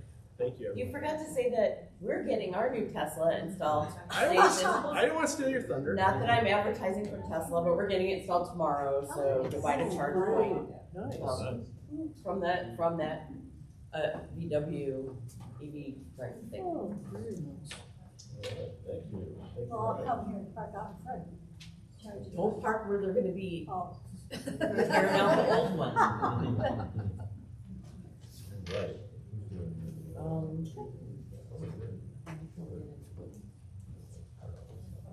Oh, I don't know. Oh, you wanted to talk about the coastal strand? Oh, yeah. This is just an update from the Lake Michigan Coastal Program. We held our Citizens Advisory Board meeting a week or two ago in Long Beach. I'm the chair of that. The purpose being that we were reviewing applications for grant funds, and luckily there is money available for grants. We had 13 applications, and the point of this is to go over the applications and then extend an offer for everyone to submit a full formal application. Beverly Shores Lakefront Risk Assessment, Illinois Indiana Sea Grant, the Grand Calumet River Areas of Concern. Valparaiso is looking at Stormwater Detention Park. Let's see, Gary Park Department, National Habitat Restoration at Marquette Park. Dunes Learning Center wants some water education. Calumet Heritage Partnership. This is new with the side of the new, with Cal College on what they want to do there. National Park, Beverly Shores. So all of these grants were invited to submit a full submittal, and then they will be reviewed. We had some good presentations, some good groups. A few of the members from the NICEWide group attended, so that made the municipalities aware of what is going on. So I think it was pretty successful. Yes, yeah, just to piggyback and clarify on that a little bit. So we are no longer accepting new pre-proposals. The application window has closed. So some of the applicants that Reggie mentioned are the ones that are going to be moving to our second phase of our application proposal process. It's a full year long application process. So we're in phase 2. As she mentioned, the Coastal Advisory Board is the one that ultimately determines which ones we present to NOAA for funding and which ones are maybe invited to try again another time. But if anyone is interested in the grant program, I'm the grant specialist, so by all means feel free to reach out. And yeah, that was the big grants update. Yeah, Reggie's the chair of the advisory board went She's back. the chair of our board, yes. Yeah. Advisory board. The board last year looked at everything and came up with some topics. And one of them was, or a couple of them, education, but also project, boots on the ground, things, get them done. And then trying to make sure that groups work with their municipalities to get them done. So I'm kind of excited about these. Thank you. We also have the NICEWide Contractors Workshop coming up. That comes under announcements. Oh, okay. Okay. Fair enough. Can I go Wait, ahead? there's more. Keep going. Okay, announcements. Okay, if you're not aware, NICEWide is the Northwest Indiana Stormwater Advisory Board. This is made up of all the 50 municipalities, cities and counties that have to operate under the Clean Water Act MS4 permit, and the construction companies that have to operate under the construction permit, and the industrial sites that have to operate under these permits. And communities are required to provide training opportunities for all of these. So what he did was, instead of each community being responsible and funding for all this, we brought them all together with the help of like Bill Emerson and Matt Lake and Maryville. We have everybody meet together. We meet the first Tuesday of every month. And this training is a contract developers training for municipalities, for the contractors, for consultants, everything. This year it's February 17th in Maryville. I have 200 registered already. So if you want, you have until the 10th to get registered on Eventbrite. But what this does is it brings everybody together to understand. We're hoping that municipalities all across the region will start using the same forms for site inspections, the same forms for response to builders and contractors. So it creates a really good cohesive effort. The theme for Indiana's stormwater projects this year is what's in your watershed. And so it gives people an idea to realize stormwater never travels alone, but there's a lot more going on in your watershed. And so it allows us, we're going to work with IDEM and the watershed group and a couple of other groups in the state area to bring all this together. You or the individuals that are the leaders in their municipality, they have to know everything. So our goal is to make sure you have all the tools in front of you and you're able to do that. We're looking at the EPA regional grant, and we've got some good positive feedback for that. And so mark your calendars for the 17th if you want to come. Mark your calendars for May the 11th and 12th. This is the state MS4 annual meeting. It is in Hendricks County at the Hilton. And we're going to be working with IDEM. We're going to be working with all kinds of new BMPs and technology and stuff. It'll be a good meeting. Thank you, Reggie. The contractors workshop has breakfast. Well, yes and no. I thought we did. Okay. It has Oh, breakfast. hey, hold Okay, it has breakfast in the sense that we have coffee and we have donuts, Yeah. and we have That's- fruit. That's good enough for me. Okay, I have to tell you, the goal of this is to keep it free, so Right. that people come. And I got that by getting $5,000 from the Indiana Toll Road. So I am not gonna spend that on your food. Although this year, the town of Maryville is covering the cost of the facility, so that was $1,800 you saved. So we are gonna add a little food to the table, and I will make sure that I'll have a tray that says Emerson on it. All right, and I know Sarah had enough. Yeah. Oh, go ahead. Do I just stand here? Yeah, you go where you want. For now. Okay, cool, I'll stay for that. Okay. Hi everyone, my name is Sarah Tubbs. I'm the PR coordinator for the recycling district. And I just wanted to put on your radar that on Saturday, April 18th, we're going to have our Northwest Indiana Earth Day 2026 celebration. So it's a free event, for free. There's over 1,000 attendees and participants for the event, so we're really just trying to get the word out, get people to know about it. The theme this year is Our Power, Our Planet, so that can relate to renewable energy, but then also our power as humans, what we can do to positively impact the planet that we're sharing. So I just wanted to let you guys all know, if you are an organization and looking to network or promote what you are passionate about talking about in Northwest Indiana, please reach out to me. It's $50 for a nonprofit booth. We've seen NERC there before, Drive Clean, Save the Dunes. This year the Valparaiso Environmental Board is going to be there. So it's a really great space to network with people who care about similar things to you. And yeah, we're based in Porter County. The recycling district is Porter County, but my dream for this event is to really broaden it out to fully be the Northwest Indiana celebration for Earth Day, including Lake County and LaPorte County. So if you guys have any ideas for what I can do to better that, or I'm all ears always. This is only my second year putting on the event. So What is the location again? is that, oh, thank you. So Porter County Expo Center. I did not say that. I do have flyers here. I only printed 20 because someone told me not a lot of people come to this. But if you follow us on Facebook, Recycle Porter County, all the information is there. First time. It used to be the regional one, and then after COVID, it kind of, Yeah. but it's rebuilding. I don't think Lake County does one, Gary does one, and LaPorte County does one.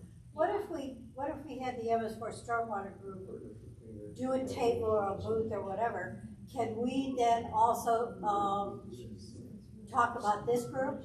Well, I usually have a table. Oh, okay, okay. Thank you, Bill. Tonight is Northwest Indiana Green Drinks, and I'm very excited about this. Save the Dunes actually is going to be participating this evening. The topic is Becoming an Environmental Champion, How to Influence Your Elected Officials. I think very timely, considering what's been going on down in Indianapolis.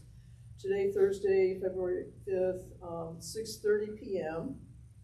And it's available on Zoom, and you can get a link from M, that's E-M, short for Emily, at savedunes.org, or you can just join via Save the Dunes Facebook Live feed. So there's two ways to do that. We have the two coordinators from oh goodness gracious, Indiana Conservation Voters, Desi and Delaney will be there. They're very knowledgeable, they're very inspirational. I would really recommend joining us if you can. And then Save the Dunes is going to have, they described her as an Uber intern. Her name is Catherine, and she'll be talking about her experiences. She's had testifying actually 3 times down in Indianapolis this session. And our very own Harshini will be the moderator for that little panel thing. So please join us for that.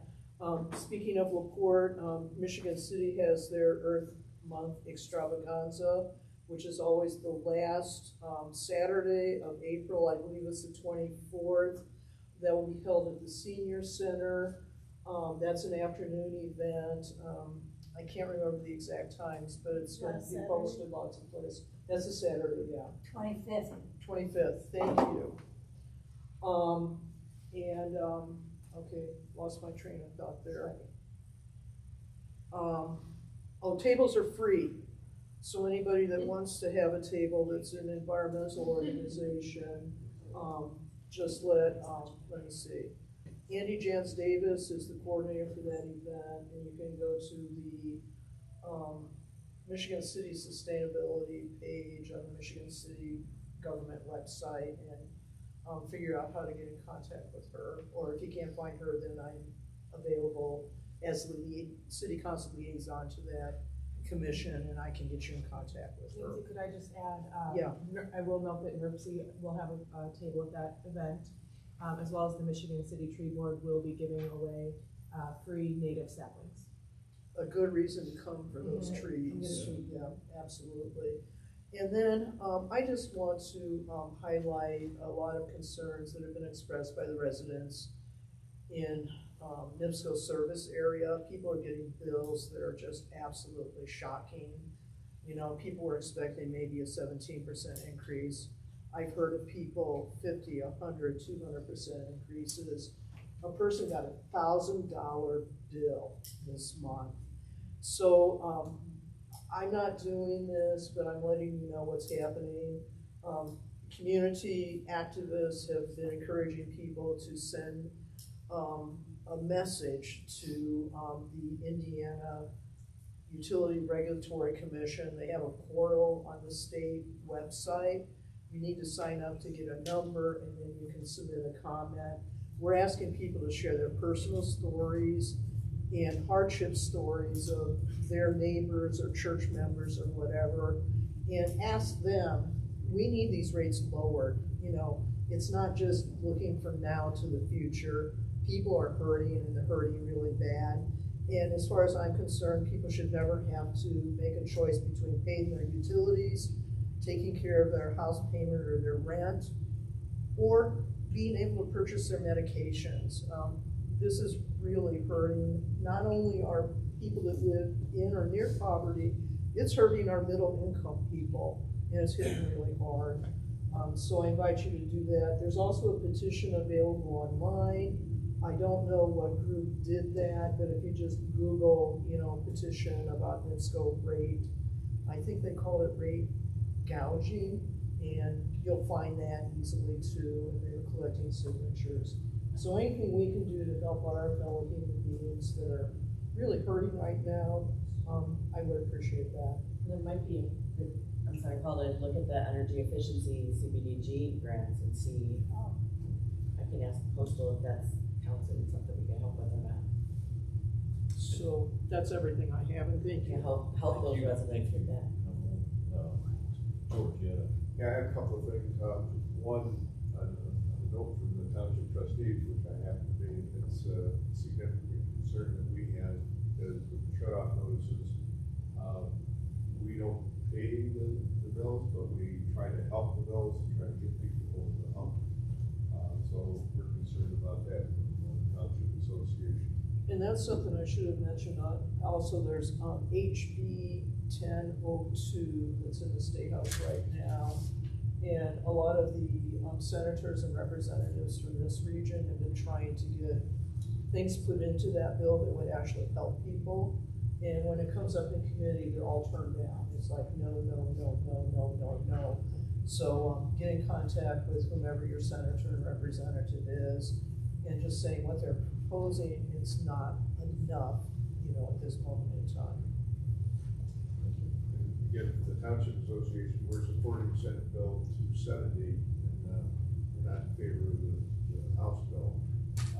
We have a legislative update coming on Friday. I don't have that information yet. But we did a 2-year study to figure out how we could improve the township organizational structure. But in particular for areas where they don't have a city or a town or municipalities, it's the closest thing they have to being able to get some help in the rural communities in the unincorporated areas. So Senate Bill 270 is the one that we're supporting. I express support for. It Do you was know if it involved, had a so- hearing, do you know if it had a hearing committee? Maybe it was They've been, before? I think both of them have been out of committees. Okay. Than they've been forwarded. Last I knew, I haven't, as I said, I haven't had an update for a week, so. I requested an update, but we're meeting, on a Zoom meeting Friday morning. And then, the other thing is, next Wednesday, the 11th, Economy in Place meets. And a lot of the things that we talked about here overlap.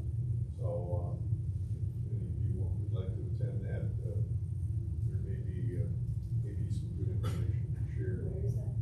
It's, right here, 10 o'clock next Wednesday. The coordinator at Abraham, and, I'm the chair of that committee. Thank you. Thank you. Did you have an announcement? Well, I just want, in terms of what you're talking about, the NIPSCO bills, there's a new website online, and I wish I had the name of it, but from that, I learned that NIPSCO is under investigation at this point because they instituted a yet more remote way of finding out what people's bills should be. You know, it used to be that they would come and write to your meter and then write it down, and then they could drive by your house because they had something that would read it remotely, and now they have something even more remote. I don't know if it's drones or how they're doing it, but apparently this newest technology is causing the spike, you know, that goes way beyond the usual spikes that we get from NIPSCO. I mean, you pay the highest electric rates in the state already, and that's been, you know, all along. You know, I was with CAC for years when they were in the 80s turning people's electric off in the middle time, and the NIPSCO off in the middle of winter, you know, because you couldn't pay your bill, and now we have a moratorium on that. But now they're talking about a moratorium in the summer. The problem is that NIPSCO is privately owned, and all they're about is money. I know you know about GenCo. You know, they want to build, quote, assets that will help generate the electricity for data centers, and they're saying, oh, but it won't cost residential customers. Well, we It don't. might be something to do is to invite NIPSCO to make a presentation Yeah. and explain their side of the story, because there's always two sides to everything, and then you know, I'm open to listening to everybody that has whatever they have to say, and then make a decision, but make sure that everybody has their opportunity. Yeah, NIPSCO hasn't, had a representative on this committee. I mean, they're invited to have We one, just but put they haven't a sent NIPSCO anybody. representative on the MS4 state board, so we should be able to. And then we can, express our concerns directly to them too, instead of just, trying to get around about, you actually find somebody to talk to. Typically, an environmental staff person would be on this committee. May not be the best person to ask about rates, but yeah, we can talk about it. Well, economy in place is economic development and land use, so that also, I think, ties in with, the overlapping the environment. Oh, man. Almost done Done with it that, in 2 hours. Yeah, we've done. Oh, boy. That was a great meeting. Oh, I'm sorry. Yes. I do. I have two things. We have a call to action out right now on SB 277. We're against it, it's passed out of the Senate and into the House, it's going to committee next week. So we have information on our Facebook page. It's a bad bill, bad environmental bill. There are some decent parts of it, but then it redefines items. Requirement, like it's no longer a requirement that they address certain things, but like an option for it. So there's more information on our Facebook page, but so please, take a look, call your house members, state house members. But in better news, you might be familiar, we have a Living in the Dunes Native Landscaping Guide series, our most famous popular one is a pollinator guide, and we just completed the 3rd volume of that guide. So it's focused on gardening to support bird populations. It's in the printer right now, so I will have physical copies soon, and I'll bring them everywhere. So if you're interested, Are you going to be at the Okay, so we can pass them out there. Absolutely. Okay.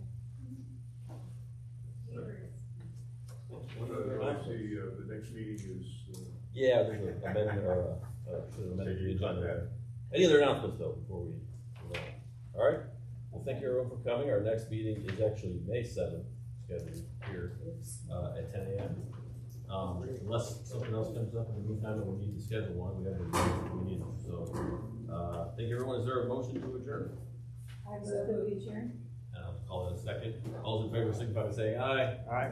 Opposed, no.